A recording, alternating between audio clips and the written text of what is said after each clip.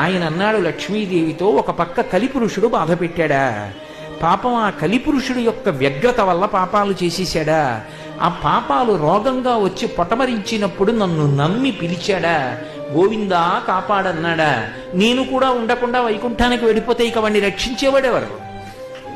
అందుకే లక్ష్మి కలియుగంలో ఏం చేస్తానో తెలుసా, తత్పాపరూపమైనట్టి ధనంబు ఈ కొండపైకు రప్పించి నిస్పృహుండనగుచు.